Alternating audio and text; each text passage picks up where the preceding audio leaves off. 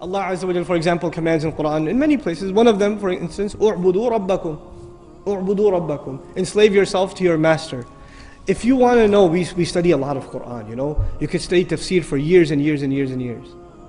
And somebody, my teacher asked me actually, one time I was studying with him, and I'd been not years, I was studying Quran with him for like 6 months, and he asked me, give me the summary of the Quran, one sentence. Actually, and I said, one sentence? He goes, okay, fine, two. So he wants a summary of the whole Quran in 2 sentences. And I'm thinking, I'm going, in my head, I'm doing a review of the stuff he talks about all the time. How am I going to summarize the entire Quran in 2 sentences? And I remembered what he said and I used it, and he said, you're right. Alhamdulillah. Here's what it was. Number 1, accept Allah as master and accept yourself as slave. A lot of people accept Allah as master, but they still don't accept themselves as slave. Just accept it. Internalize that He is master, you are slave. Accept that. Number 1. And after you accept that, the second sentence, accept that this guidance is only beneficial to people who accept themselves as slaves. That's it.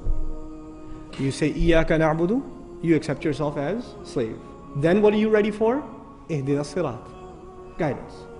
Slavery and guidance is the summary of the entire Quran. The Quran began with slavery, Iyaka na'budu. It begins with slavery, and at the end, again, he calls himself master, which alludes to us as what? If he's the master of the people are his slaves. Ends with slavery. So this is the heart of the matter. A lot of people have no hard time accepting Allah as the creator. That's okay. That's not the hard part. Or accepting Allah as merciful, or as wise, or as powerful, or as one. All of that stuff's easy. Because you know, if you accept Allah as one, there may not be any implications on you. Allah is one, that's nice, I'm still going to do what I'm going to do.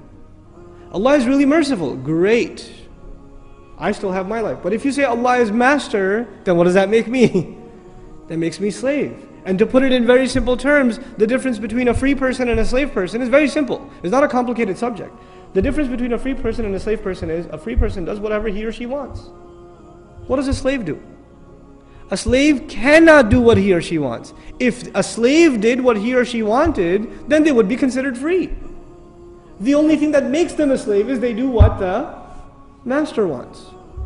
If you accept that your will comes under the will of Allah, your will has to be submitted like a slave before the will of the master.